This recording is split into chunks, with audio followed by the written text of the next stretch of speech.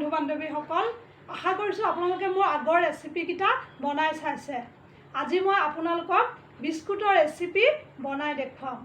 কেতিয়াবা আমাৰ ঘৰত বিস্কুট নাথাকিলে বা ল'ৰা ছোৱালীয়ে বেলেগ ধৰণৰ বিস্কুট খাব খুজিলে আপোনালোকে এই ৰেচিপিটো চাই সোনকালে আৰু সহজতে বিস্কুট বনাব পাৰিব। আহকচোন আমি ৰেচিপিটো এবাৰ চাই লওঁ। আহকচোন আমি এতিয়া প্ৰথমতে ইনগ্ৰিডিয়েণ্টছখিনি চাই লওঁ। এইফালে এয়া মই 100 গ্ৰাম চুজি, এয়া 100 গ্ৰাম ময়দা, এয়া 100 গ্ৰাম চেনি মিক্সিত গ্ৰাইণ্ড কৰি লৈছোঁ। তিনিওটা বস্তু মই সম পৰিমাণৰ লৈছোঁ। আৰু ইয়াত এইফালে এয়া 50 গ্ৰাম ঘিউ আপোনালোকে বেছি বা কম পৰিমাণেও ল'ব পাৰে। আৰু ইয়াত কাজু আৰু বাদাম কেইটামান মই এনেকৈ মিহিকৈ কাটি লৈছোঁ। আৰু এয়া কালজিৰা আৰু এইফালে একাপ আমুল তাজা গাখীৰ 200 মিলিলিটাৰৰ লৈছোঁ। আপোনালোকে যিকোনো গাখীৰ ল'ব পাৰে। মই এই সকলোবোৰ মিক্স কৰি এটা ডো বনাই ল'ম। প্ৰথমতে চুজি দিলোঁ, তাৰপিছত ময়দাখিনি দিলোঁ, দি পেলাই এয়া লাহে লাহে লৰাই দিছোঁ। তাৰপিছত মই চেনিখিনি এয়া দি দিলোঁ, দি এয়া গোটেইখিনি মিক্স কৰি দিছোঁ। এইখিনি অকণমান সময় লৰোৱাৰ পিছত মই এয়া ঘিউখিনি দি দিছোঁ। ইয়াত কালজিৰাখিনি এয়া মই মিক্স কৰি দিলোঁ, দি পেলাই আকৌ ভালদৰে এয়া মিক্স কৰিছোঁ। তাৰপিছত গাখীৰখিনি মই অলপ অলপকৈ দি মই বস্তুখিনি ধুনীয়াকৈ মিলাই লওঁ। এতিয়া মই আৰু অলপ গাখীৰ এয়া দি দিছোঁ, দি আকৌ ভালদৰে এয়া মিক্স কৰি দিছোঁ। আমি গাখীৰখিনি অলপকৈ দি চাব লাগিব আমাক কিমান গাখীৰৰ প্ৰয়োজন হয়। এয়া চাওক ইমান ধুনীয়াকৈ ক্ৰাঞ্চি হৈছে। এয়া মই লাহে লাহে এয়া মিলাই আছোঁ। আমি এনেকৈ 3-4 মিনিট ভালদৰে মিলাব লাগিব, তেতিয়াহে বিস্কুটবোৰ কোমল হ'ব, নহ'লে অলপ টান হৈ থাকিব পাৰে। এয়া দেখিছে মই ধুনীয়াকৈ এয়া ডোটো বনাই লৈছোঁ। এয়া ডোটো মই মিক্স কৰি আছোঁ। অকণমান লিকুইডটো বেছি হৈছে, সেইটো কাৰণে মই চুজি আৰু অলপ এয়া মিক্স কৰি দিছোঁ। আপোনালোকেও পিছত চুজি বা ময়দা যিকোনো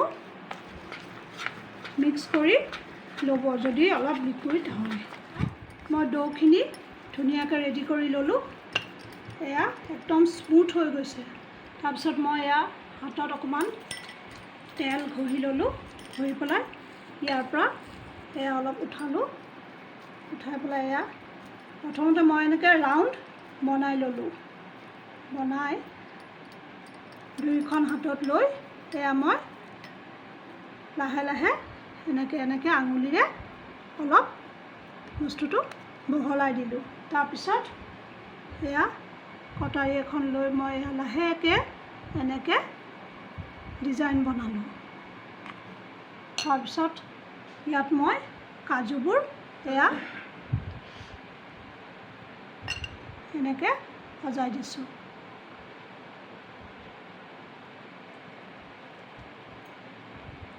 এয়া প্লেটখনতো মই অলপ তেল লগাই লৈছোঁ।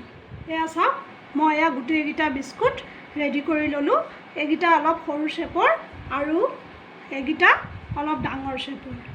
আপোনালোকেও এনেকৈ নিজৰ চইচ মতে শ্বেপ দি ল'ব। এতিয়া মই আপোনালোকক এই বিস্কুটকেইটা কেৰাহীত বনাবলৈ শিকাম। সাধাৰণতে অ'ভেনত বনায়, কিন্তু যিবিলাকৰ অ'ভেন নাই তেওঁলোকে কেৰাহীত কেনেকৈ বনাব লাগে মই এয়া দেখুৱাব খুজিছোঁ। এতিয়া মই এখন কেৰাহীত এয়া নিমখ লৈছোঁ, লৈ পেলাই নিমখৰ ওপৰত এয়া ষ্টেণ্ড এডাল দি লৈছোঁ, লৈ পেলাই মই গেছটো ল' ফ্লেমত থৈ নিমখখিনি 10 মিনিট গৰম কৰি লৈছোঁ।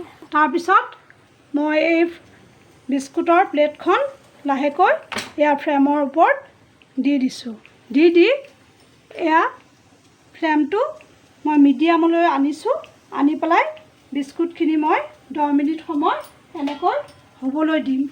এয়া মই বিস্কুটখিনি কভাৰ কৰি দিছোঁ। মিনিট পিছত মই ফ্লেমটো ল' কৰি কভাৰখন এয়া গুচালোঁ। গুচাই মই চাইছোঁ, ইমান ধুনীয়াকৈ হৈ গৈছে বিস্কুটকেইটা। মই এতিয়া এনেকৈ চেঞ্জ কৰি চাওঁ, এইটো ছাইডেও হৈছে। আৰু অকণমান সময় 5 মিনিট সময় মই ছাইডটো চেঞ্জ কৰি আকৌ গেছটো মিডিয়াম ফ্লেমত আনি থৈ দিম। 5 মিনিট পিছত আমি এয়া কভাৰখন গুচাই চালোঁ। এয়া চাওক, বিস্কুটকেইটা ইমান ধুনীয়াকৈ হৈ গৈছে। এয়া মই হাতেৰে অকণমান জাষ্ট টাচ কৰি চাইছোঁ, খুব ধুনীয়া মৰমৰীয়া হৈছে। এতিয়া মই গেছটো এয়া অফ কৰি দিম। অফ কৰি বিস্কুটকেইটা অকণমান ঠাণ্ডা হ'বলৈ থৈ দিম। এতিয়া মই একেখিনি নিমখত নেক্সট প্লেটখন এয়া দি দিছোঁ। গেছটো মিডিয়াম ফ্লেমলৈ আনিছোঁ, আনি পেলাই 10 মিনিট সময় এনেকৈ কভাৰ দি থ'ম। এইখিনিতে মই আপোনালোকক আৰু এটা কথা ক'ব খুজিছোঁ, আপোনালোকে নিমখ নিদি বালিও, আৰু আপোনালোকে একেখিনি বালি বা নিমখ ঠাণ্ডা হোৱাৰ পিছত থৈ দি আকৌ পিছত কেক বা বেলেগ বস্তু বনাওঁতে ব্যৱহাৰ কৰিব পাৰে। এয়া চাওক, বিস্কুটকেইটা ইমান ধুনীয়া হৈ গৈছে। এতিয়া মই আপোনালোকক এটা ভাঙি দেখুৱাম।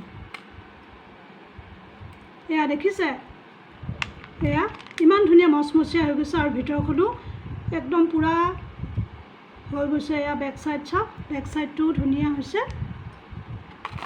খাবলৈ ভাল হ'ব আৰু ল'ৰা ছোৱালীয়ে এই বিস্কুটটো খুব ভাল পাব। আপোনালোকে কেতিয়াবা বিস্কুট শেষ হ'লে ঘৰত থকা এইকেইটা বস্তুৰে সোনকালে বনাই ল'ব পাৰি। এই ৰেচিপিটো ইমানেই।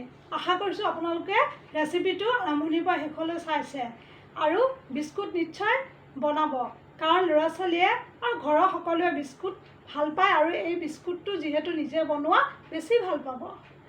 আজিলৈ আহিছোঁ, আকৌ এটা নতুন ৰেচিপি লৈ মই আপোনালোকৰ ওচৰলৈ আহিম। ধন্যবাদ।